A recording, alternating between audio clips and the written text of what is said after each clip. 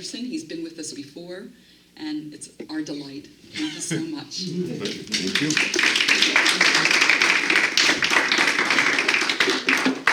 So how is everyone today? Good. Good. Are you good or are you great? Great. Great. I mean, I'm just asking, because today what we are talking about is, well, let's go back. A couple of weeks ago, in theory, we were all of the CSLs, we were talking about the thing itself. What is it? How does it work? What does it do? Blah, blah, blah, blah, blah, blah, blah, right? So today we are supposed to be talking about what it does. And this is a really challenge for me. I'm talking to myself right now. This is really challenging for me, right? Isn't it though? Because it works the way I work. Like ultimately, when it comes down to this portion, because talking at Unity by the Bay recently, and I referenced and mentioned that there are planets and there are stars. And the God of us, our inner God, doesn't do that stuff. The highest most God, source, power that is the one that tends to that. I don't beat my heart. The thing itself beats my heart. I don't breathe myself, because if I had to breathe myself, the moment I see that Krispy Kreme donut, it would be like, there's a donut. I forgot to breathe. So it's a good thing that I'm not the one in charge of making all of this stuff work. But there are a great many things that we are in charge of making work in our lives. And the important thing to realize is,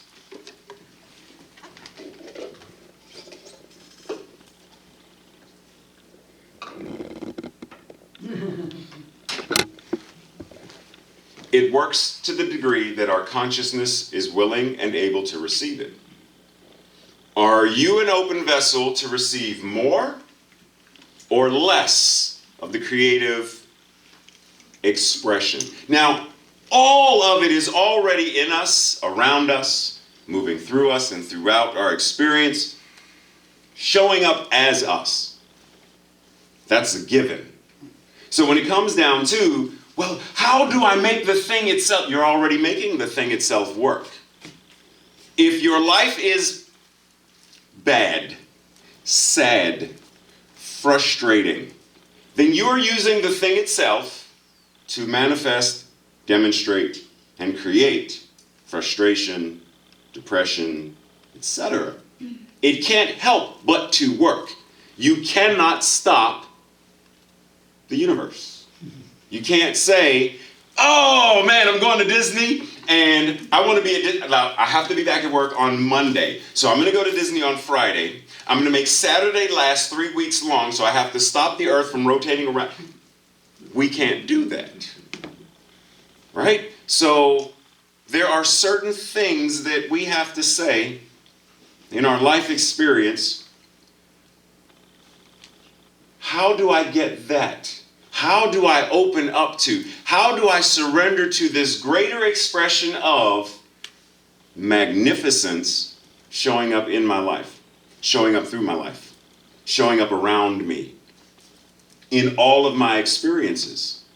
Because it's real easy for us to forget. It's real easy for us to, look in the mirror and only see hands and arms and elbows and shoulders and gray hair and stuff, and become single-minded and myopic in believing that that's all that we are. So I want to share something with you, because the nerd in me loves going back to where and how stuff starts and originates, right? So I want to read something to you. God is all. God is the omnipresent, omnipotent, omniscient good as life, truth, love, substance, intelligence. I am my own idea of God, and I live and move and have my being according to my idea of God. I am spirit, mind, like my God, and shed abroad wisdom, strength, holiness. My God works through me to will and to do that which ought to be done by me. I am governed by the true God and kept from sin, suffering for sin, and I cannot fear sin, sickness, or death. Anybody know who said that? It's a female. Emma Curtis Hopkins. Now, let's point out a couple of things. One, I cannot fear sin, sickness, or death. She doesn't say I will not. She says I cannot. I cannot fear it. Talk about spiritual conviction. No, I cannot fear this thing. It has no power over me. Because to believe that God is all there is, then what is there to fear? Because somehow to fear something means that I am approaching the thing itself with only this much ability of my consciousness to hold the good that it is. That's all that I can hold, is just enough to believe or to know that I'm okay. I just keep on keeping on, one day at a time. One breath after another. Doing my best to get by. No! Nothing in our experience is to get by. Emma often refers to God and good as synonymous terms. God is good. Good is God. Period. And if we acknowledge, because we can go back and start off, God is all there is, good is all there is. There is nothing other than. She goes on later to say, there is no mixture of evil in my good. There is no opposition to my God as material conditions of any kind. There is no absence of life, substance, intelligence. There is nothing to hate. There is no presence of sin, sickness, or death in my world where God is the only presence, only power, and only wisdom. Wow. That's powerful. It's the whole idea of, if you have an unlimited supply of whatever, are you going to it with a thimble, a truck? Or are you putting a pipeline directly to the thing itself, saying that all that it is, I am? Recently I asked some folks, how many of us have ever felt inspired? You felt inspiration. So you felt inspired to write a book. You felt inspired to create a song. You felt inspired to write a treatment. You felt inspired to build something. You felt inspired to plant something. You felt inspired to cook something. You felt inspired. What does inspiration need for that song, that poem, that treatment, that meal, that building? What does inspiration need for it to manifest? You have to take action. Who has to take action? You. You. Yeah. Inspiration needs you. Now, inspiration is merely another name for God. God, source, the creative power that is, needs you to express. What was that she said?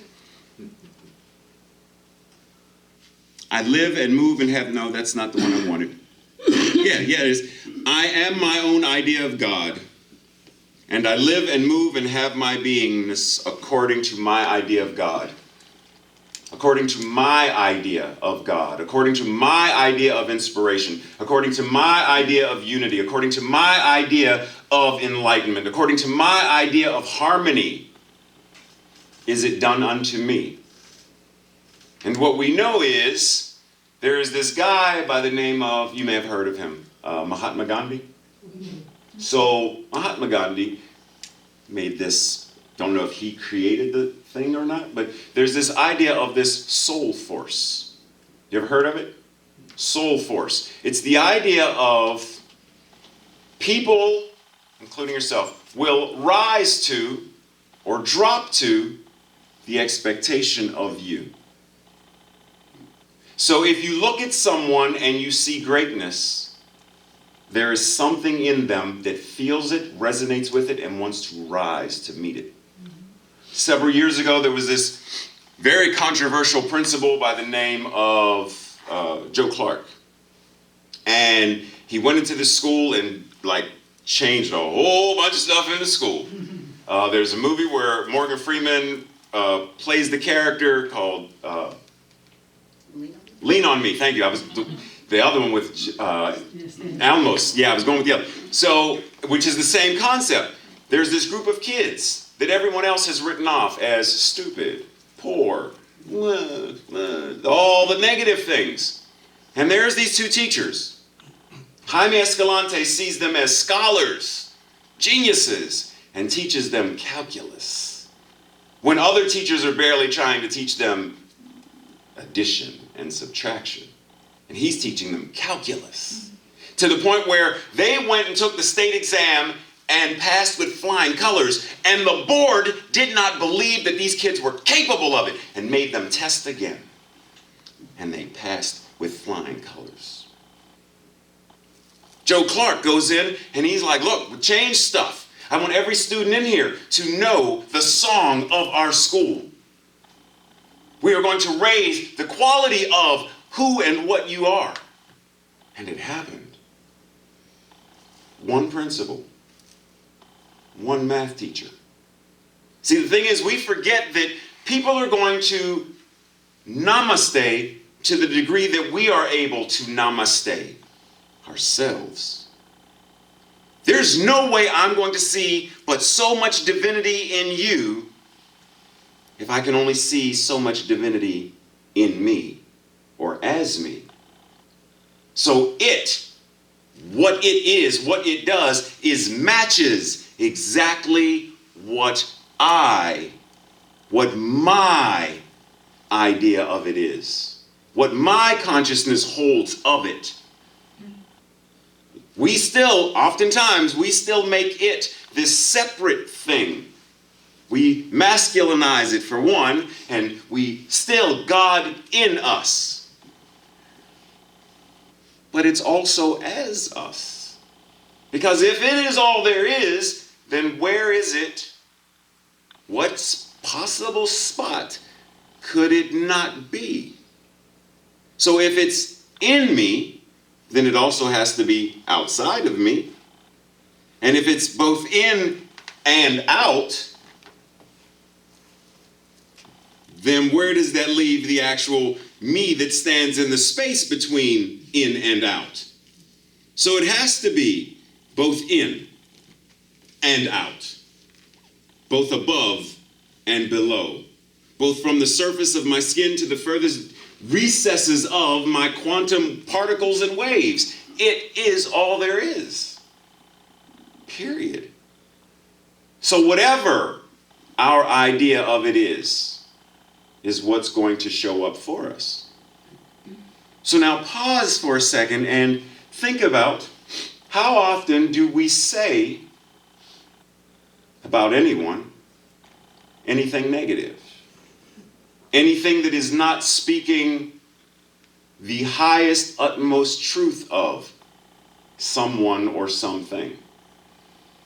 See, once again, it's really easy to be here and namaste. It's real easy to be here and hear the treatment and go into the guided meditation and be completely present. And then the moment we leave, it's almost like you put perfume or cologne on, and when you first put it on, it's like, bam, strong.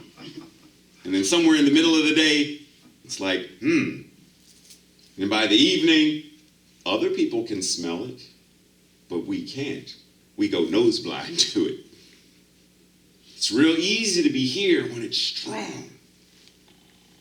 And then go somewhere else and have it slowly start to weaken. And the thing is, let's not get obsessive about God, right? Because sometimes that's a concept that we're like, I don't even know what that means. Like, my mind won't wrap around this whole idea of what God is. I just can't do it. Fine. Take a word that is synonymous with it that you experience on a daily basis. Inspiration. Love. Joy. Happiness. Serenity. Are these concepts that we can grasp and hold on to? Because to the degree that we are serene in our own consciousness, joy-filled in our own consciousness, happy, peaceful, inspired, enthusiastic, to that degree is how it expresses. Because the moment the inspiration kicks in and we say, nobody's going to read that book, we killed it. Nobody wants to hear me sing, we killed it. Nobody's going to want to eat this cake, we killed it. We bought in and allowed the satanic, the father of lies, the illusion, the untruth. We allowed ourselves to believe it more than the truth that we know that we are. No one can prove. I can ask you, I know this woman, and I know she loves her children, but there is absolutely nothing she could do to prove it to any of us. There is nothing any parent can do to prove to another, I love them, I love my child, I love my spouse, I love my partner. I do. We don't know it. We can see the outward experience, the outward demonstration of what you do as love expressed. But there are a whole lot of people that say they love someone to turn around and get mad and punch them. But I love you. The only reason I hit you is because I love you. It's not love. So the outward demonstration isn't always proof of what's going on in the person's heart, mind, consciousness. No one can prove that I'm inspired to write. No one can prove that I feel motivated to. You can't prove that. Those are merely words. But you know. You know what you feel. You know what you think. You know what motivates you and moves you through the day. You know if we are honest, authentic, transparent to ourselves, we know to what degree we are allowing ourselves to be open and available for inspiration to move and have its way in our lives. If inspiration says, I want you to be an architect, and we respond, but I'm 50, and inspiration says, so what? I want to start my own television channel, and inspiration says, do it, but, and you do it. Inspiration says, well, I want to put on a play, and I want to have a mixed cast. And inspiration says, do it. I will make a way. And if we say, but, inspiration says, I want you to write a song, but I can't sing. So, learn. So, I don't play an instrument. So what? This person didn't start playing until they were 50. So what's your excuse? What's my excuse? I'm approaching this thing called inspiration with a spoon rather than a bucket.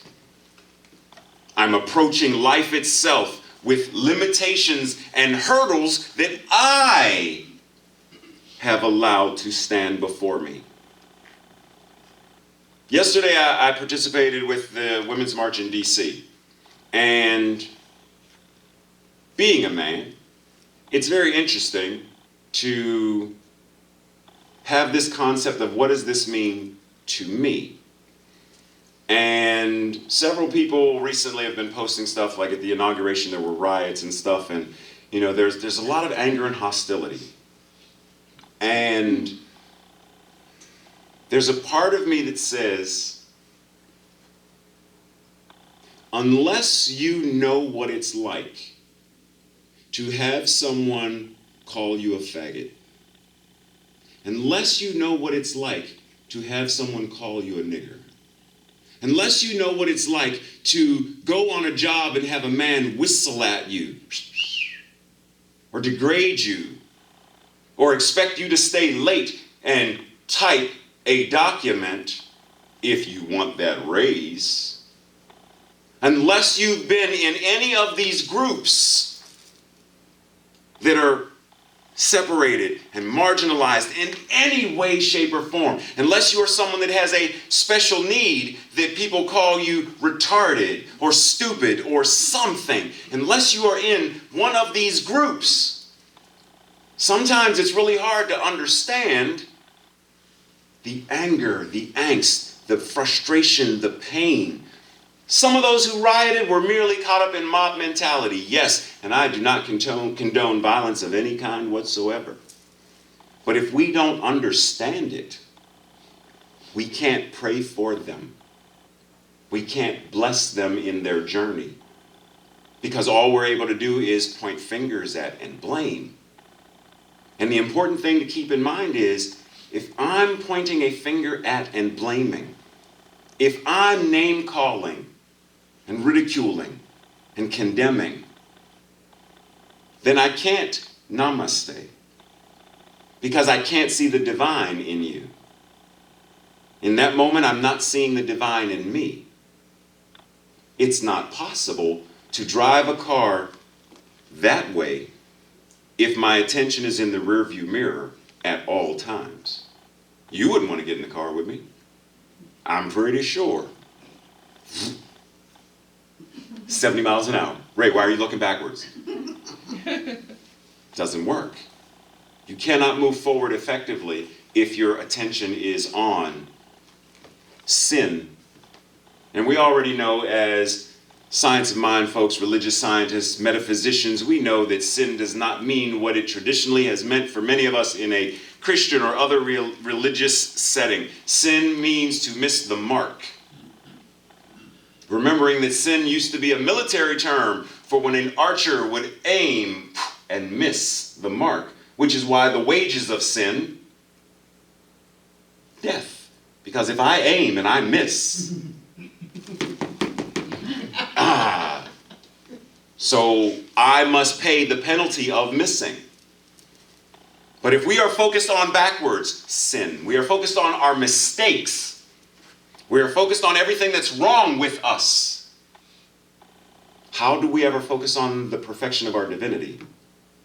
How do we ever raise the consciousness of our own selves to then raise the consciousness of our own homes, to raise the consciousness of our neighborhood, to raise the consciousness of our city and state, to raise the consciousness of the United States, the planet, and have beings from other places saying, hey, Bob, where are you going? I'm going to Earth. Did you not realize they're all enlightened now? It's the place to be.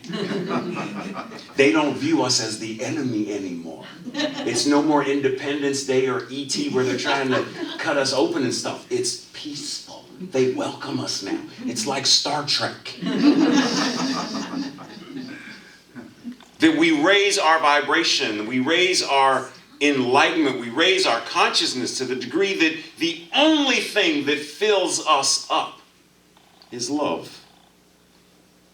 And it fills us to the degree that I need not drink from my cup.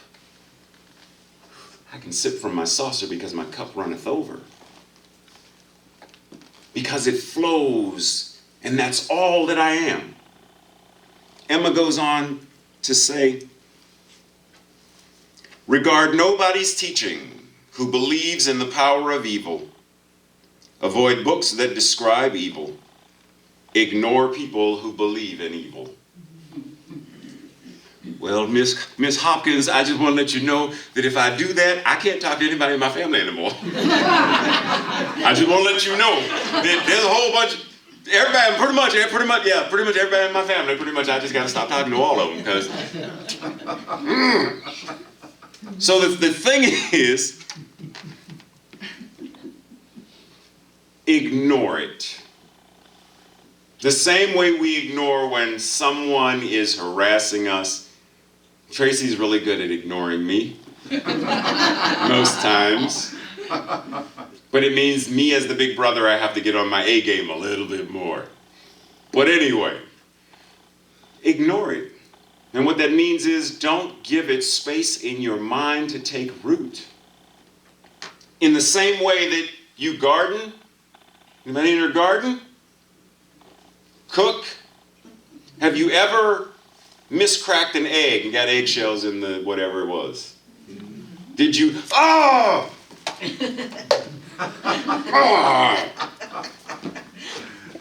Or did you simply scoop them out? Or start over? Going back, there's the garden and a weed pops up. Do you, ah! There are weeds around the roses.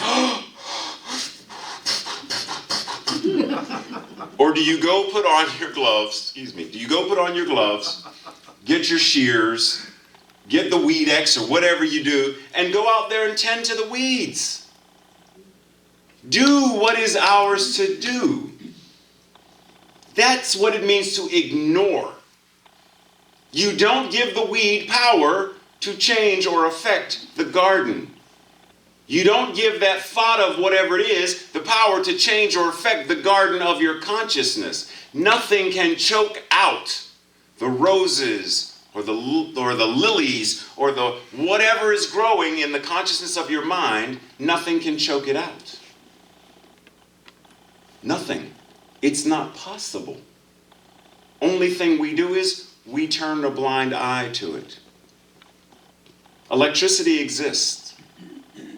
But if we never plug in and curse the darkness for our not plugging in and turning on, is that effective?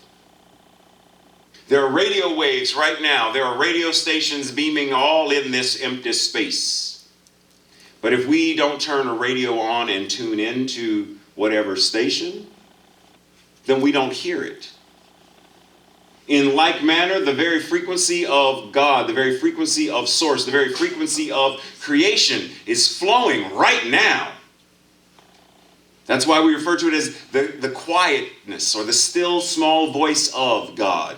God's voice, creation's voice, isn't still or quiet. The only reason it is because like right now, those radio waves, to us, they are quiet because we're not tuned into them. But the moment we tune in, those waves, that radio station is no longer quiet. We hear it loud and clear. And then we have the opportunity to turn the volume up even more so that I'm in my house and I want you to hear what I'm jamming to. And I turn it up to the degree that now your walls shake with the very vibration of love. Because my soul force demands that you recognize how divine you are. Because it's all that I am choosing to see of you or for you. Emma goes on to say something referencing that she does not have faith in God. You know why? Because she has the faith of God. It's a big difference. I have faith in you. I have faith of you. There's a minister, Linda Martella-Whitsett, wrote a book. I don't remember the exact title, but it's referencing stop praying to God and pray from God. There is no need to pray to. If we stand in and anchor in the truth of I am it, then every word that I'm speaking is a prayer from, is a word from God.